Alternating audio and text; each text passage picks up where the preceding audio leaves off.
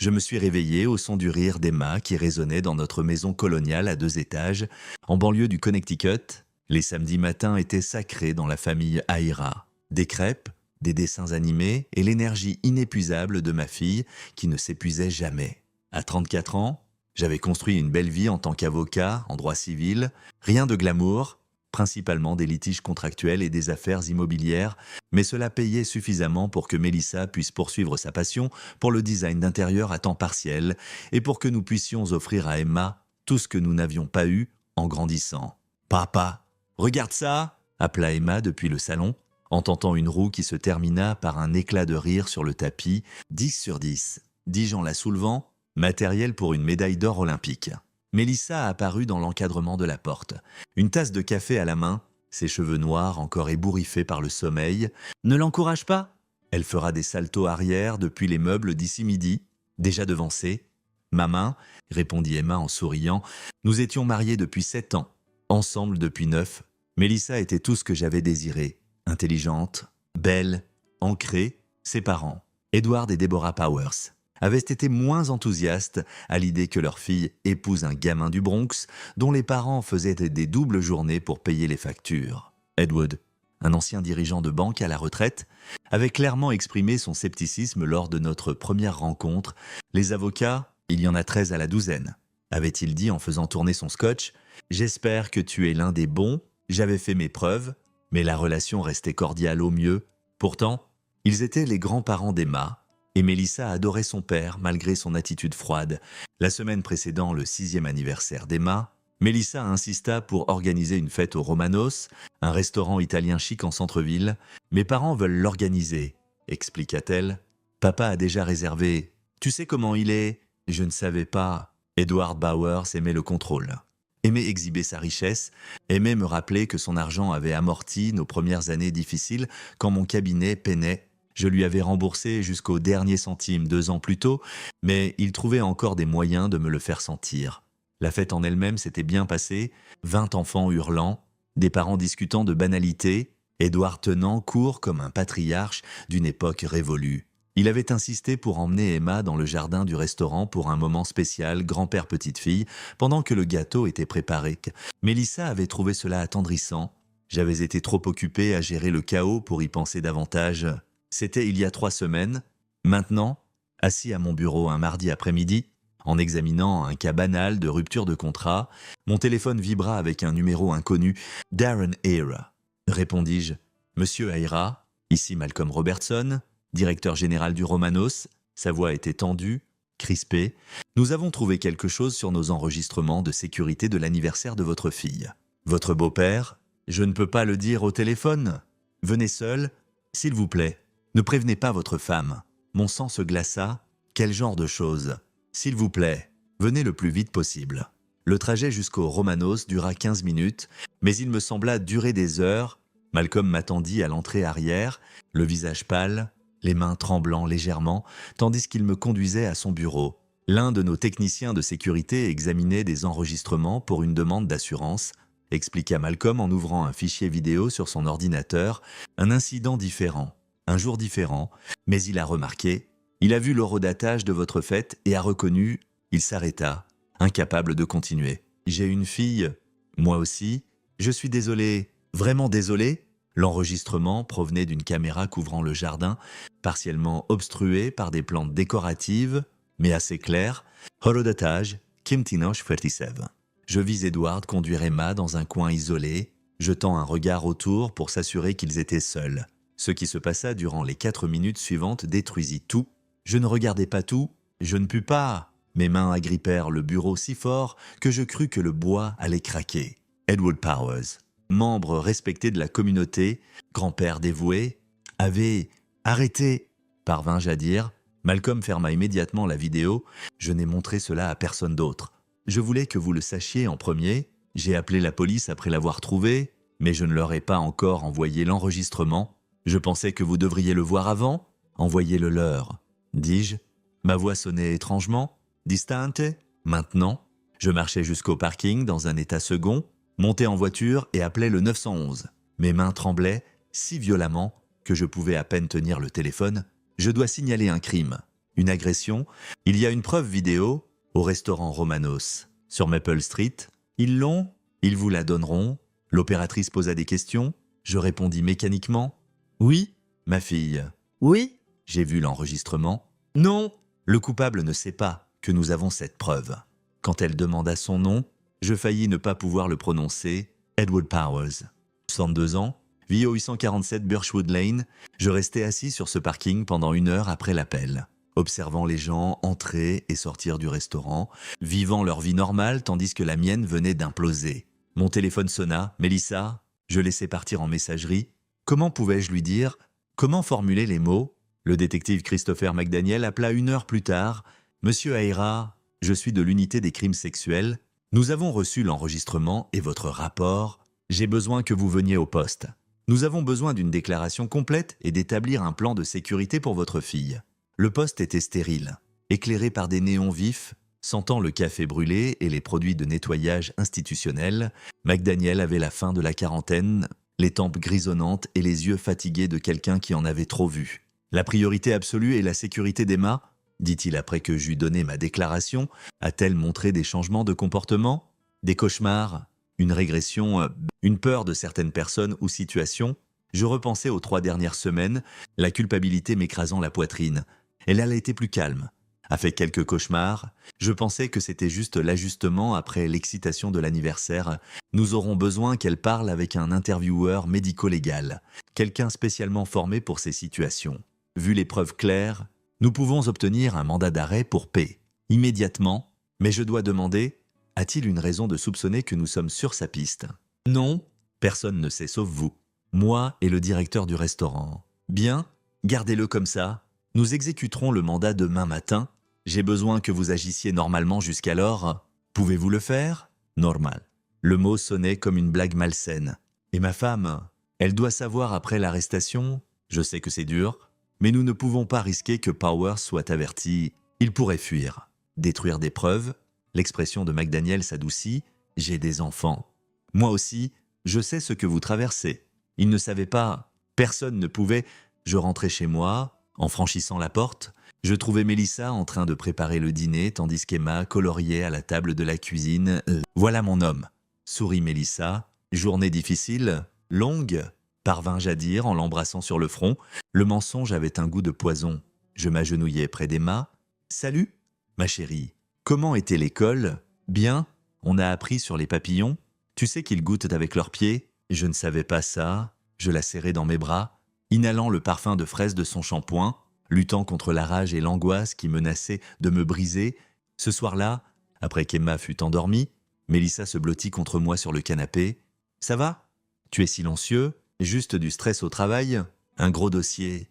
Un autre mensonge? » Il s'accumulait, m'étouffant. Mon père a appelé tout à l'heure. Il veut savoir si on vient à leur dîner d'anniversaire le week-end prochain. Je faillis vomir. On verra. À 6h47, mon téléphone vibra. McDaniel, mandat exécuté. Powers en garde à vue. Amener Mélissa et Emma au poste. L'intervieweur médico-légal est prêt. C'était le moment. Plus de délai. Plus de mensonges. Melissa, dis-je en m'asseyant au bord du lit. Habille-toi, on doit aller quelque part. Quoi? Darren, qu'est-ce qui se passe? S'il te plaît, fais-moi confiance. Prépare Emma, on doit y aller maintenant. La peur dans ses yeux me brisa presque. Mais elle obéit. Des années de mariage lui avaient appris qu'en ne pas insister. Le trajet jusqu'au poste fut silencieux, sauf pour les questions d'Emma sur pourquoi nous étions levés si tôt, où nous allions, pourquoi maman avait l'air effrayée. McDaniel nous accueillit dans le hall. Madame Aira, Emma.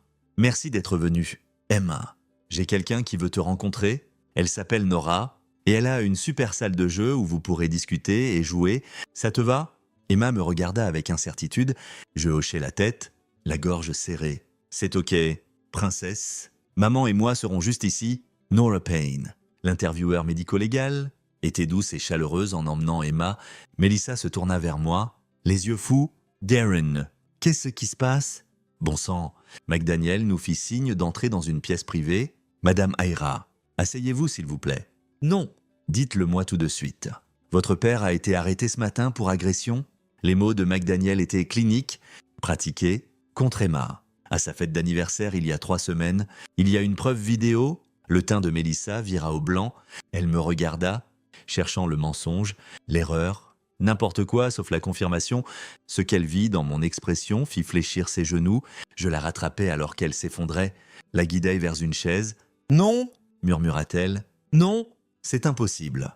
Mon père ne ferait jamais. J'ai vu l'enregistrement, dis-je doucement. Je suis désolé. Tellement désolé. » Le son qu'elle émit était inhumain, un gémissement aigu venant de quelque part de profond et primal. Je la tins tandis qu'elle se brisait, tandis que son monde se réécrivait en quelques secondes, tandis que tout ce qu'elle croyait sur sa famille, son enfance, son père se réduisait en cendres. Quand Emma revint 1 heure plus tard, elle était calme, mais ok, Nora nous prit à part, elle a divulgué, elle est incroyablement courageuse. Avec la preuve vidéo et son témoignage, ce dossier est solide. Mais elle aura besoin de thérapie, d'un soutien continu. C'est un marathon, pas un sprint. Au cours des jours suivants, l'enquête s'élargit de manière effroyable. Une perquisition sur l'ordinateur d'Edward chez lui révéla des milliers d'images, pas seulement d'Emma, mais d'autres enfants, des victimes inconnues sur des années. Le FBI s'impliqua. Edward Powers n'était pas juste un prédateur opportuniste.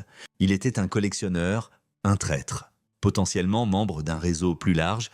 La mère de Mélissa, Deborah, apparut à notre porte 3 jours après l'arrestation, paraissant avoir vieilli de 10 ans. « Je ne savais pas », sanglota-t-elle. « Je jure devant Dieu que je ne savais pas. » Mais alors que les détectives creusaient à plus profond, des incohérences émergèrent. Les relevés financiers montraient que Deborah avait payé 2 familles, au début des années 2000, des sommes substantielles avec des accords de confidentialité. Confrontée, elle s'effondra. Il avait promis qu'il se ferait aider.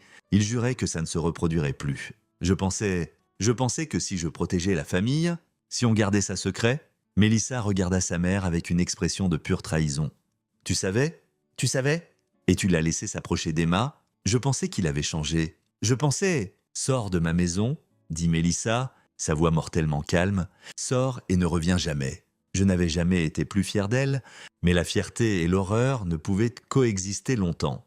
Le processus judiciaire avança lentement. Mise en accusation, caution, audience refusée, Dieu merci, audience préliminaire. L'avocat d'Edward essaya toutes les astuces. Supprimer les preuves, contester le mandat de perquisition, attaquer le protocole d'interview médico-légal. Chaque manœuvre échoua, puis vint l'appel de McDaniel qui changea tout. L'avocat de Powers nous a approchés avec un accord de plaidoyer. 20 ans, inscription au registre des délinquants sexuels, aveu complet, il sait qu'il est cuit. Les preuves sont accablantes. Non, dis-je immédiatement. Darren, je comprends votre colère, mais 20 ans, c'est… Il prend perpétuité ou on va au procès, mettre Emma sur le banc des témoins s'il le faut. Je veux qu'il meure en prison. McDaniel soupira. Avec son âge et ses problèmes de santé, 20 ans pourrait être une sentence de mort de toute façon. Et les procès sont brutaux pour les enfants victimes. Vous êtes sûr ? Je regardais Emma jouer dans sa chambre, mais sursautant encore au bruit fort, faisant encore des cauchemars, demandant encore pourquoi grand-père était en difficulté. Dites à son avocat d'essayer encore, 30 ans minimum, sans possibilité de libération conditionnelle, ou on le voit au tribunal. La contre-offre revint dans la journée, 30 ans obligatoires. Inscription à vie, aveu complet de tous les chefs d'accusation. Mais accepter cet accord ressemblait à un échec. Edward Powers serait dans une installation fédérale, probablement en détention protectrice, peut-être libéré en 25 ans avec bonne conduite. Il aurait 87 ans. Peut-être mourrait-il là-bas ? Peut-être pas. Ce n'était pas assez… Je commençais à rechercher. Tard le soir, après que Mélissa se soit endormie, je fouillais dans le système pénitentiaire fédéral les protocoles de détention protectrice, les réductions de sentence, les commissions de libération. J'étudiais les co-conspirateurs d'Edward de l'enquête du FBI, 7 arrestations jusqu'à présent, un réseau s'étendant sur 3 États. J'appris sur les hiérarchies en prison, sur ce qui arrive aux prédateurs d'enfants derrière les barreaux, sur la justice officieuse qui se produit parfois malgré les efforts pour l'empêcher, et je commençais à planifier. Travis Howe, mon meilleur ami depuis l'école de droit, me trouva dans mon bureau à domicile à 2 heures du matin un mercredi, entouré d'imprimés et de bloc-notes couverts de notes. « Mélissa m'a appelé », dit-il, s'appuyant contre l'encadrement de la porte. « Elle s'inquiète pour toi, je m'inquiète pour toi, pas la peine. » Je ne levai pas les yeux. « Darren, tu as besoin de thérapie, tu as besoin de parler à quelqu'un. Cette obsession, ce n'est pas une obsession, c'est la justice. » La justice, c'est qu'il aille en prison. Ce qui arrive, je le regardais enfin. Est-ce que c'est 30 ans en détention protectrice? 3 repas par jour, des soins médicaux, peut-être sorti en 25 pendant qu'Emma a une vie entière de thérapie devant elle, pendant que ses autres familles souffrent, pendant que Déborah s'en tire libre malgré sa complicité. Travis s'assit lourdement. Qu'est-ce que tu planifies? Je ne sais pas encore, mais quoi que ce soit, ça doit être plus que ça. L'audience préliminaire était prévue 6 semaines après l'arrestation, tandis que le procureur exposait les preuves, la vidéo, le témoignage d'Emma, les matériaux saisis, les découvertes du FBI. Je regardais Edward Powers assis près de son avocat avec la même expression impérieuse qu'il arborait à chaque dîner de famille. Aucun remords, aucune honte, juste un calcul froid pour minimiser les conséquences. Pendant une pause, ses yeux croisèrent les miens à travers la salle d'audience. Il sourit narquoisement. Ce sourire scella ma décision. La justice légale n'était pas assez. Le système, avec toutes ses procédures et protections, ne pouvait pas livrer ce qu'Edward Powers méritait. Mais moi, je le pouvais. Il me fallait juste trouver comment. Les dossiers étalés sur mon bureau racontaient une histoire de mal systématique. 6 familles s'étaient manifestées après l'arrestation d'Edward, chacune avec son propre cauchemar. L'enquête du FBI avait révélé son rôle dans un réseau sophistiqué qui échangeait du matériel, partageait des stratégies pour éviter la détection, coordonnait même l'accès aux victimes via des programmes pour jeunes et des charities apparemment légitimes qu'Edward avait financées au fil des ans. Un nom revenait sans cesse, Gary Frazier, un ancien pasteur pour jeunes arrêté 3 jours après Edward. Le FBI avait trouvé leur correspondance remontant à 15 ans. Frazier coopérait, déballant tout en échange d'une sentence réduite. Grâce à son témoignage, les procureurs avaient identifié 12 victimes potentielles supplémentaires et 3 conspirateurs de plus. Je demandais les matériaux de découverte via mes crédentials d'avocat, prétendant assister à la déclaration d'impact victime d'Emma. Ce que j'obtins fut une carte routière de toute l'opération d'Edward. La nuit, je m'allongeais près de Melissa, sentant son corps trembler de sanglots silencieux, et je pensais à ce sourire narquois. Emma était en thérapie 2 fois par semaine maintenant. Elle avait arrêté de dormir dans sa propre chambre, terrifiée par le noir. Elle demandait pourquoi grand-père voulait lui faire du mal, ce qu'elle avait fait de mal. Aucune réponse que je donnais n'aidait. Travis continuait à vérifier sur moi, de plus en plus inquiet. « Tu ne dors pas? Tu perds du poids? Parle-moi. Je vais bien? Tu ne vas pas bien ?» Personne n'irait bien. Mais ça, il désigna mon bureau, la recherche obsessive, les cernes sous tes yeux. Ce n'est pas sain. Tu sais ce qui n'est pas sain? Lui respirant l'air libre dans 25 ans pendant qu'Emma gère encore ce trauma, Déborah se promenant en ville comme si elle n'avait pas permis ça. Le système les laissant s'en tirer facilement parce que la prison est chère et les procédures. Donc, quel est ton plan? Justice Vigilante. Tu es avocat? Darren. Tu sais comment ça finit? Vraiment, parce que tout ce que je sais maintenant, c'est que la loi a échoué à protéger ma fille avant même que je sache qu'elle en avait besoin. L'accord de plaidoyer fut finalisé début novembre, 30 ans en détention fédérale. Inscription à vie, thérapie obligatoire, le juge l'accepta avec une leçon sévère sur la gravité des crimes et la profondeur de la trahison. Edward resta là, impassible, et s'excusa d'une voix monotone clairement coachée par son avocat. « Je suis profondément désolé pour la douleur que j'ai causée, » récita-t-il. « Je prends l'entière responsabilité et accepte les conséquences de mes actions. » Des mensonges, tout ça, Melissa n'assista pas. Elle ne pouvait pas supporter de le voir. J'y allais avec la thérapeute d'Emma présente pour fournir une déclaration d'impact victime.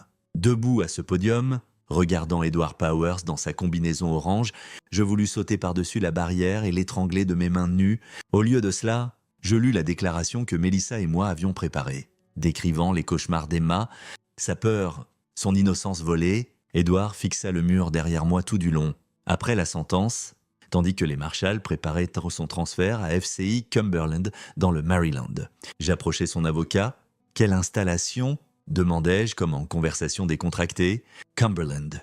Elle est de détention protectrice moyenne sécurité. Votre famille n'a pas à s'inquiéter de contact. » J'en suis sûr. Je lui serrai la main, le remerciai pour son professionnalisme et partis avec exactement ce dont j'avais besoin. Ce soir-là, j'ouvris une bouteille de scotch, la marque préférée d'Edward, ironiquement, et commençai à cartographier un plan qui rendrait son sourire narquois permanent.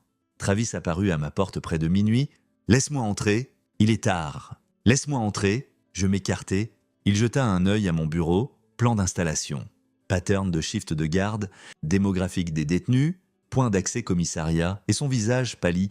Bon Dieu, Darren, qu'est-ce que tu fais? De la recherche. Ce n'est pas de la recherche. C'est... Il s'arrêta, passant les mains dans ses cheveux. Tu vas jeter ta vie, ta carrière, ta famille, tout court. Pourquoi? Il est déjà en prison? En détention protectrice. En sécurité, fédérale, abrité, pendant qu'Emma ne peut même pas dormir seule dans sa chambre. Donc tu vas quoi? Forcer l'entrée d'une prison fédérale. La sauter, le tuer, et puis qu'est-ce qui arrive à Emma quand tu es dans la cellule voisine? Ça m'arrêta parce que Travis avait raison. Je ne pouvais pas aider Emma depuis la prison, ne pouvais pas la protéger, la guider, être là pour sa guérison, mais je pouvais m'assurer qu'Edward Powers ne se sente plus jamais en sécurité. Ne sourit plus narquoisement, ne ressente plus la satisfaction smug d'échapper à quoi que ce soit. Il me fallait juste être plus intelligent. Et si, dis-je lentement, il y avait un moyen d'assurer une vraie justice sans implication directe? Et si le système pouvait être encouragé à fonctionner correctement? Travis me regarda avec lassitude. Je n'aime pas où ça va. Écoute-moi. Edward est en détention protectrice parce que la population générale le déchirerait. Les prédateurs d'enfants ont une espérance de vie spécifique en prison, mesurée en mois, pas en années. Et si... Non, absolument pas. Tu n'orchestres pas le meurtre de quelqu'un? Je n'orchestre rien, je reconnais simplement la réalité. Et je m'assure peut-être que cette réalité est l'occasion de se produire naturellement. Darren, l'enquête du FBI a découvert 7 co-conspirateurs. Right? Gary Frazier coopère. Mais les autres non. Ils protègent le réseau, restent silencieux, attendent leur sentence. Et si quelqu'un s'assurait que les bonnes personnes sachent qui parle? Travis s'assit lourdement. Tu parles de marquer Frazier comme un mouchard. Il sera tué. C'est un prédateur d'enfants qui a facilité l'accès d'Edward aux victimes. Il mérite ce qui lui arrive. Peut-être, mais tu n'as pas à décider ça. Et tu n'as pas à jouer l'exécution par procuration? Nous discutâmes jusqu'à l'aube, Travis essayant de me tirer du bord, moi expliquant qu'il n'y avait pas de bord. J'étais déjà tombé et cherchais juste l'atterrissage le plus doux. Enfin, épuisé, il partit avec un avertissement. Si tu fais ça, je ne peux pas en faire partie. Je ne peux pas le savoir. Et si tu te fais prendre, je ne peux pas te protéger.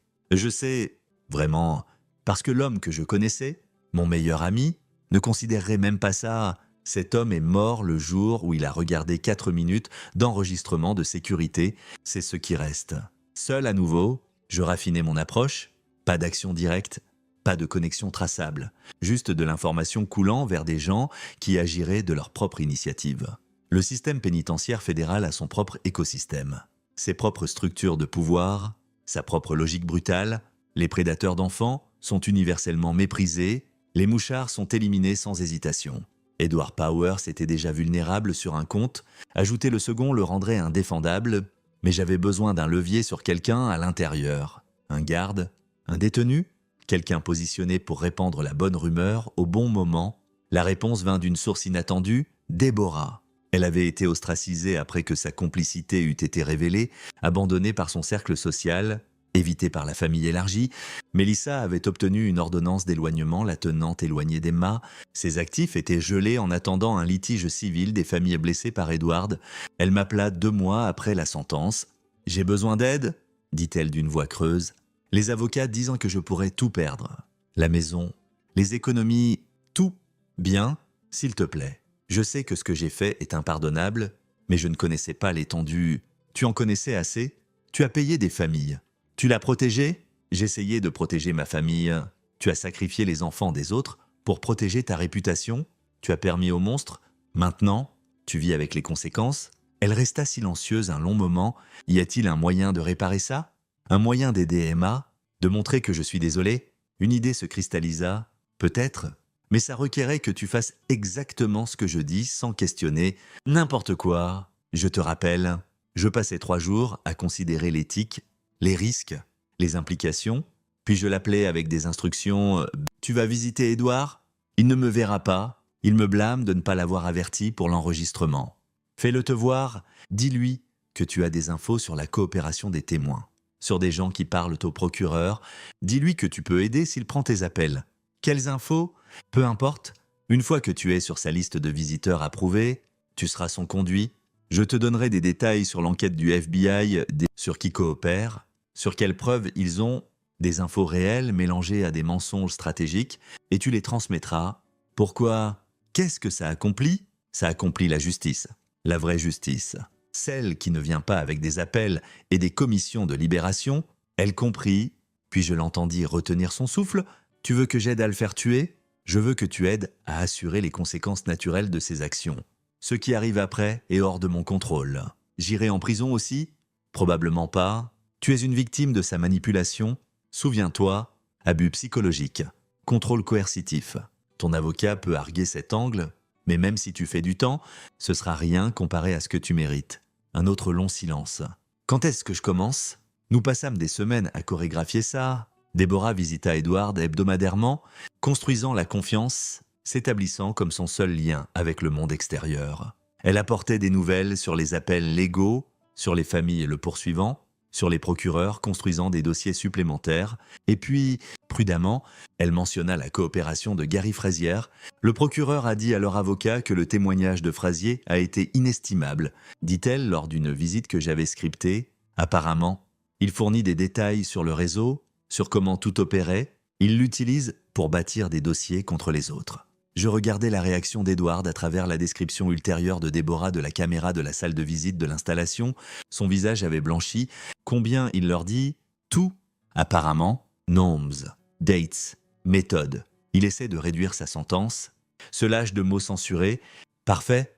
Lors des visites subséquentes, Déborah lui donna plus d'infos sur la coopération de Frasio, chaque révélation calculée pour augmenter la paranoïa et la rage d'Edward. Elle mentionna que Frazier avait impliqué Edward comme leader du réseau, qu'il décrivait des incidents spécifiques en détails graphiques, que les procureurs utilisaient son témoignage pour refuser des accords de plaidoyer aux autres. L'avocat d'Edward demanda une réunion avec les procureurs, essayant de négocier sa propre coopération en échange de meilleures conditions. Ils refusèrent. Ils avaient déjà tout ce dont ils avaient besoin de Frazier.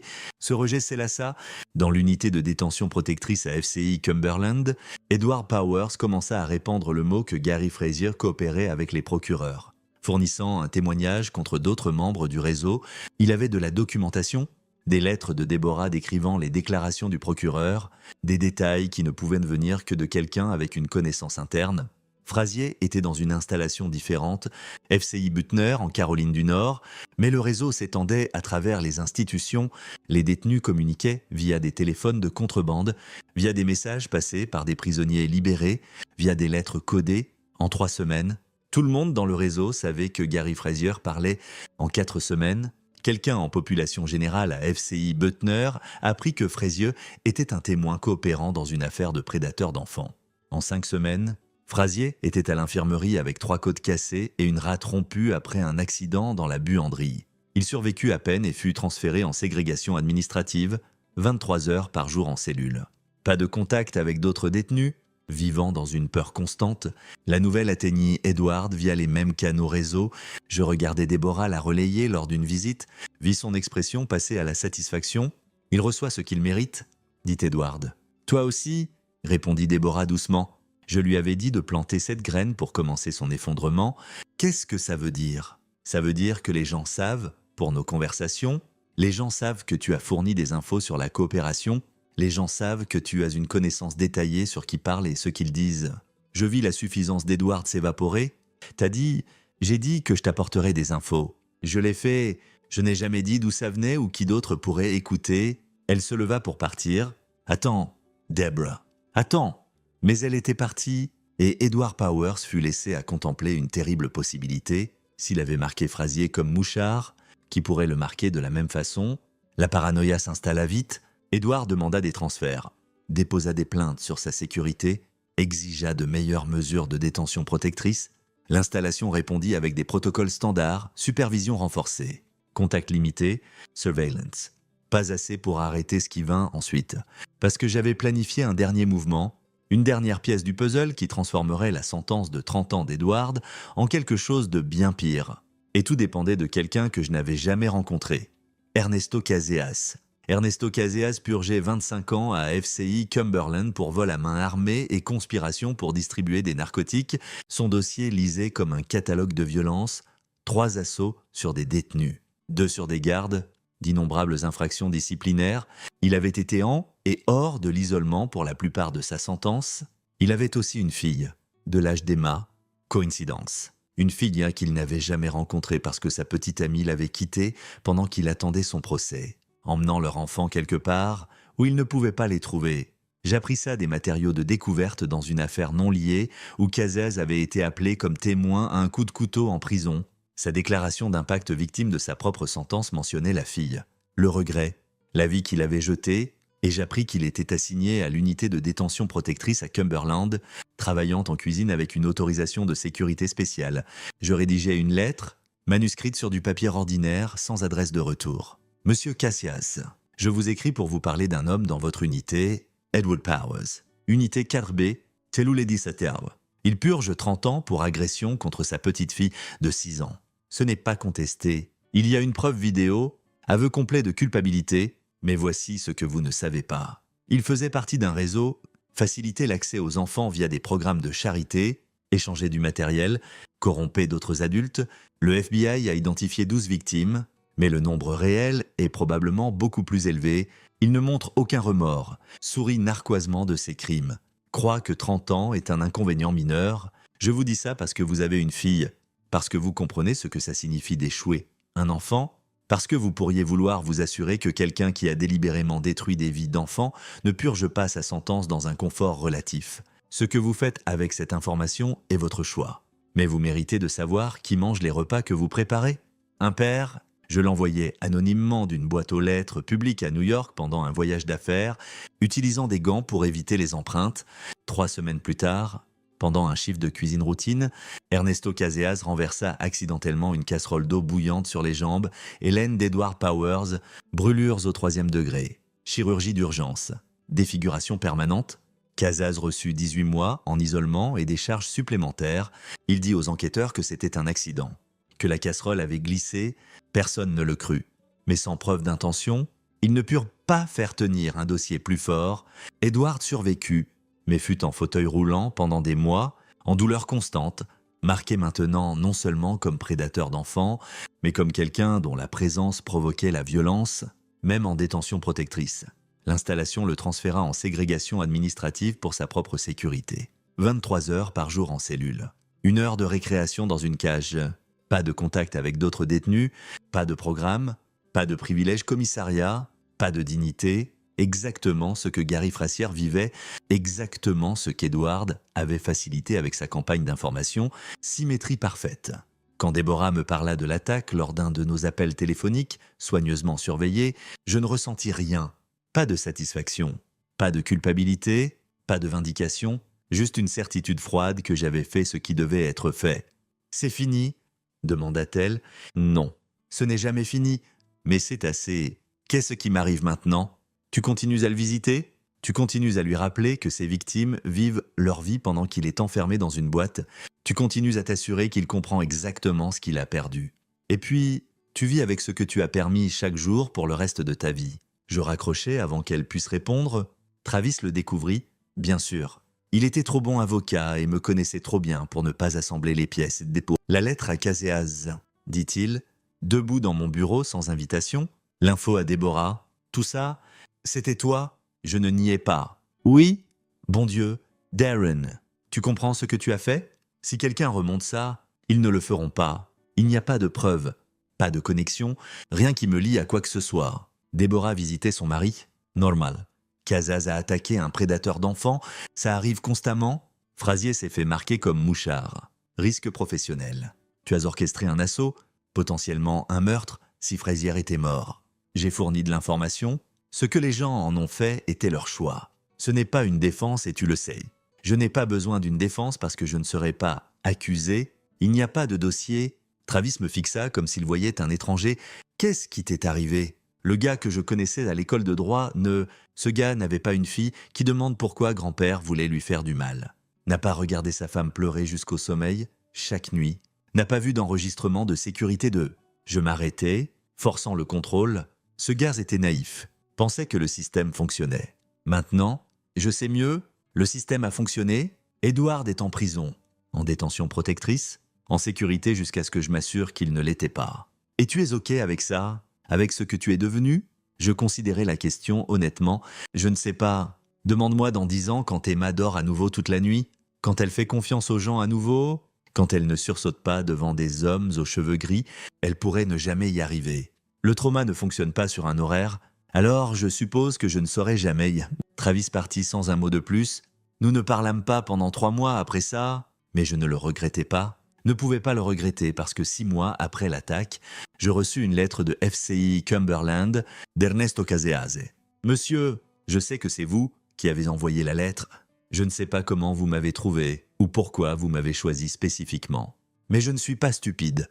Je voulais juste dire merci. Je n'ai jamais pu être un père pour ma fille. J'ai censuré ma vie avant qu'elle naisse et je mourrais probablement ici. Mais j'ai pu la protéger d'une façon en m'assurant que quelqu'un comme Powers comprenne que blesser des enfants a des conséquences. Les 18 mois en trou en valèrent la peine. Je le referai. J'espère que votre fille guérit. J'espère qu'elle sait que son père l'aime assez pour faire tout ce qu'il faut. Ici, je brûlai la lettre immédiatement, mais les mots restèrent avec moi. Tout ce qu'il faut, ça a été devenu mon principe opératoire. La loi avait donné à Edward 30 ans, je lui avais donné l'enfer, et je n'avais pas fini, parce qu'il y avait encore 6 autres conspirateurs en détention fédérale, encore des enfants souffrant de leurs actions, encore des familles détruites par leurs crimes. Le réseau qu'Edward avait construit n'était pas juste 7 hommes. L'enquête du FBI avait identifié des dizaines de membres périphériques, des facilitateurs, des consommateurs, des enablers, des gens qui avaient échappé aux poursuites par manque de preuves, mais qui avaient contribué à l'écosystème d'abus. Je commençais à compiler des dossiers sur chacun d'eux. Adresse, emploi, connexion familiale, activité sur les réseaux sociaux, patterns de comportement suggérant un risque continu. Certains avaient déménagé dans de nouvelles villes, changé de nom, essayé de disparaître. Je les trouvais quand même. Certains avaient des emplois travaillant avec des enfants à nouveau, entraîneurs sportifs, professeurs de musique, volontaires dans des centres pour jeunes. J'envoyais des tips anonymes aux départements de police locaux, aux conseils scolaires, aux organisations de parents. Certains avaient reconstruit leur vie. Semblant réformés, je les surveillais, attendant le faux pas, le signe, l'indication qu'ils étaient encore dangereux. Mélissa pensait que je travaillais sur un dossier pro bono, quelque chose requérant une recherche extensive et des nuits tardives. Elle était reconnaissante que j'avais trouvé un exutoire productif pour ma colère, m'encourageait à canaliser la douleur pour aider les autres. Elle n'avait aucune idée que les autres que j'aidais étaient des cibles de justice vigilante. Emma s'améliorait lentement, les cauchemars diminuaient, elle recommença à dormir dans sa propre chambre, bien que seulement avec toutes les lumières allumées et la porte ouverte. Elle posa moins de questions sur pourquoi grand-père était parti, semblait accepter les explications prudentes fournies par sa thérapeute. Mais parfois, je la surprenais, fixant le vide, un regard lointain dans les yeux, et je savais qu'elle y pensait, à lui, à ce qu'il avait fait. Ces moments me nourrissaient, me rappelant pourquoi je ne pouvais pas arrêter, pourquoi les conséquences légales n'étaient pas assez... À l'anniversaire d'1 an de la sentence d'Edward, je reçus un appel du détective McDaniel. Je voulais vous mettre à jour sur le dossier, dit-il. L'enquête du FBI a mené à 43 arrestations supplémentaires à travers 7 États. Le réseau était plus grand que nous pensions initialement. Votre témoignage et la divulgation d'Emma ont déclenché tout ça. C'est bien, ça laisse. Mais je voulais demander, avez-vous eu un contact avec Deborah Powers depuis l'ordonnance d'éloignement ? Mon pouce accéléra. Non. Pourquoi ? Elle a visité Edward régulièrement. Les officiels de la prison ont remarqué que leur conversation semblait stratégique, codée presque. Ils surveillent plus étroitement. Qu'est-ce qu'ils disent ? Je ne peux pas partager les spécificités, mais disons que quelqu'un fournit à Edward des infos qui blessent d'autres détenus. Et Deborah est le seul contact extérieur constant qu'il a. Vous pensez qu'elle est impliquée dans quelque chose ? Je pense que quelqu'un l'utilise comme conduit. La question est, qui pourrait ? Edward la manipule-t-il ? Ce ne serait pas la première fois ? Peut-être. Nous enquêtons. Je voulais juste vous avertir au cas où ça revienne vers votre famille d'une façon ou d'une autre. L'appel se termina et je détruisis immédiatement mon téléphone jetable. Celui que j'avais utilisé pour appeler Deborah avec des instructions, celui sans connexion à mon nom. Il se rapprochait, pas assez près pour prouver quoi que ce soit, mais assez pour que je doive arrêter les opérations. J'appelais Deborah d'une cabine téléphonique. Arrête de le visiter définitivement. Dis à la prison que tu arrêtes, que c'est trop traumatique. Puis disparaît. Mais tu as dit, les plans changent. Fais-le aujourd'hui où tu es seul. Elle le fit, arrêta les visites. les appels, tout contact. Edward fut laissé seul en ségrégation administrative, sans connexion extérieure, sans pipeline d'infos, sans espoir. L'enquête du FBI sur les fuites d'infos à Cumberland ne mena nulle part, pas de preuves, pas de démonstration, rien liant quiconque à quoi que ce soit. Éventuellement, ils l'attribuèrent au dysfonctionnement général des réseaux de communication en prison et passèrent à autre chose. Je m'en étais tiré, mais la victoire semblait creuse parce qu'Edward Powers était encore en vie, encore respirant, encore existant, pas pour longtemps. Cependant, 18 mois après sa sentence, Edward Powers souffrit d'un AVC massif en cellule. Transporté à un hôpital extérieur sous garde, il passa 2 semaines en soins intensifs avant d'être déclaré assez stable pour retourner en détention. L'AVC le laissa partiellement paralysé, incapable de parler clairement, requérant des soins médicaux 24 heures sur 24 que FCI Cumberland n'était pas équipé pour fournir.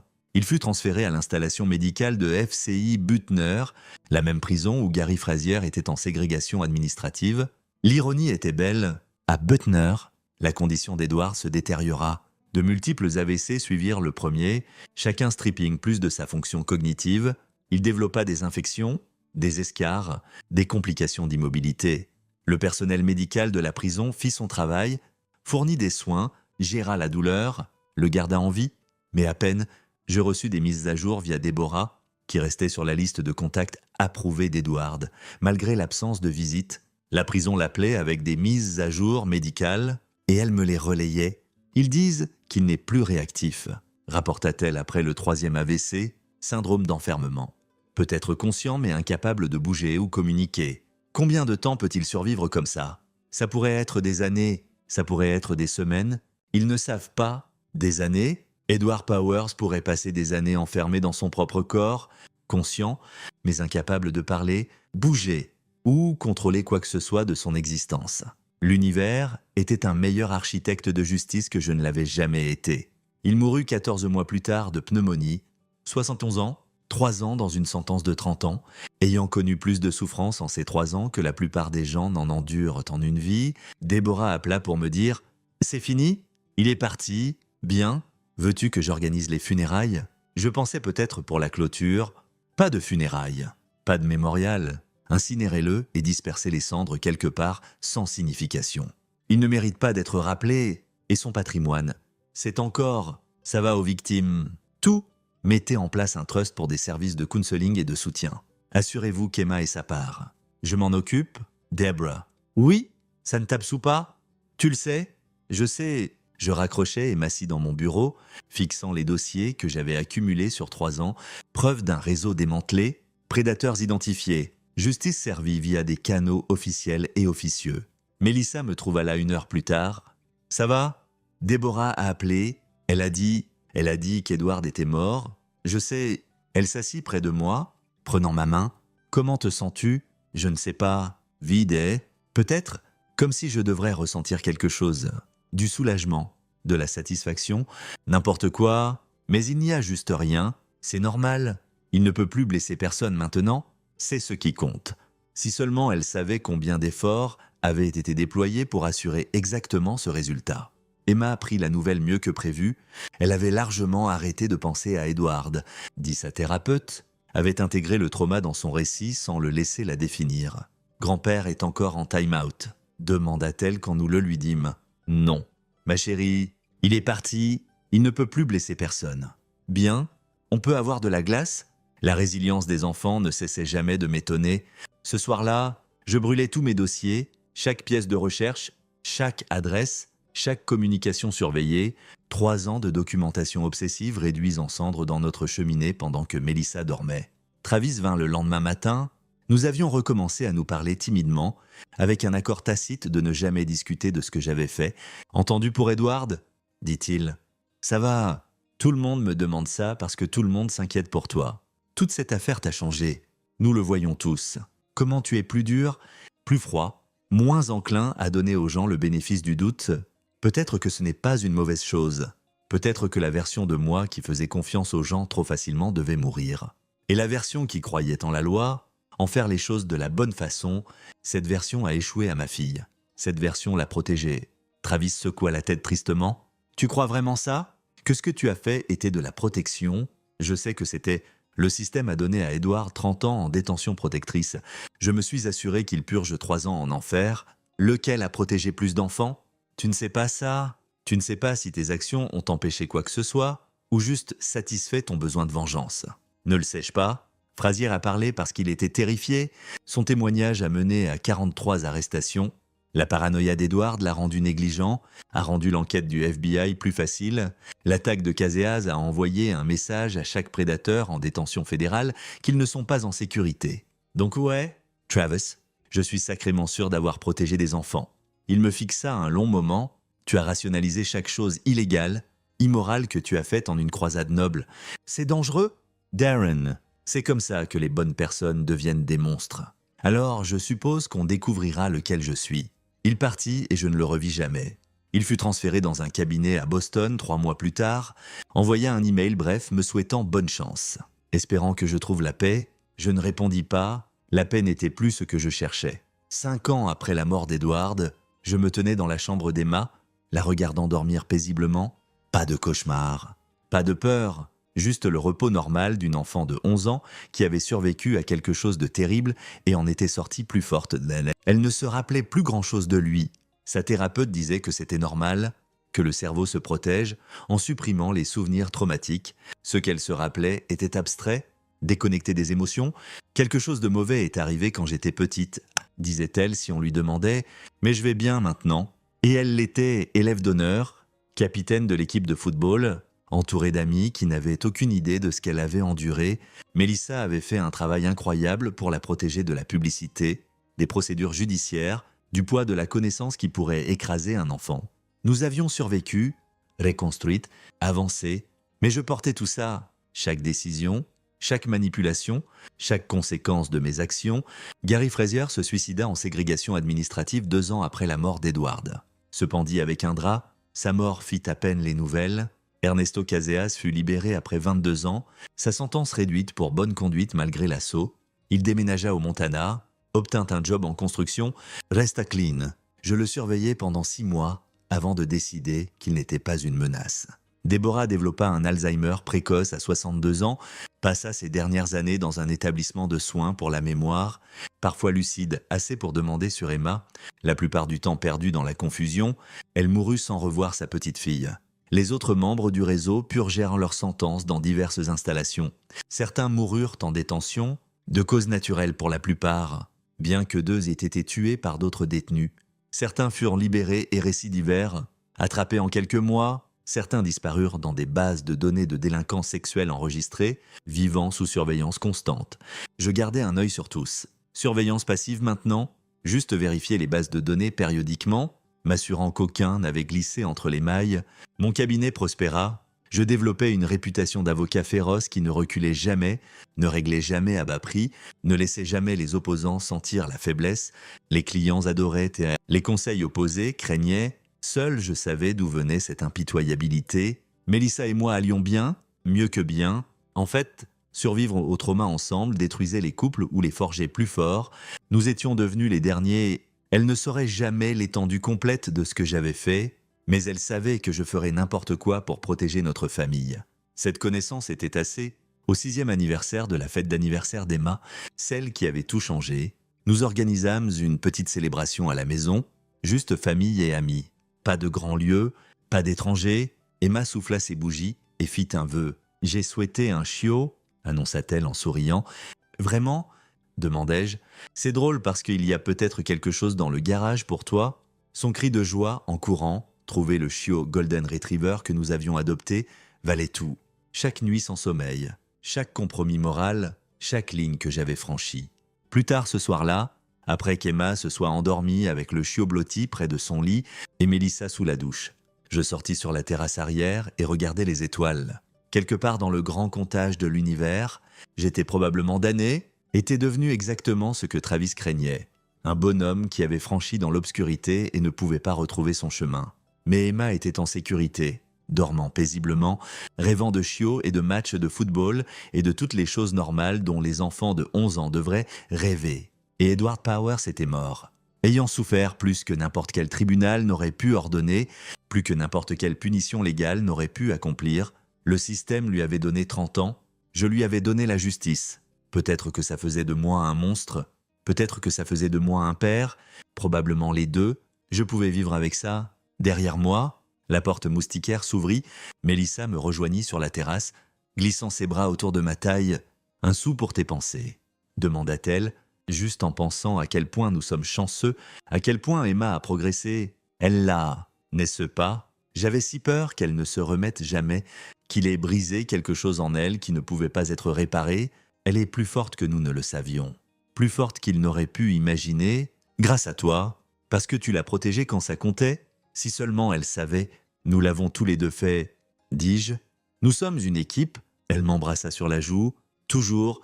Nous restâmes là en silence confortable, regardant les lucioles danser dans l'obscurité estivale, écoutant les sons du quartier de banlieue, normal, paisible, sûr, tout ce pourquoi j'avais lutté, par tous les moyens nécessaires, et si un jour Emma me demandait ce que j'avais fait pour la protéger, si un jour elle apprenait la vérité sur comment Edward Bowers avait vraiment souffert, je lui dirais la même chose que je me disais chaque nuit.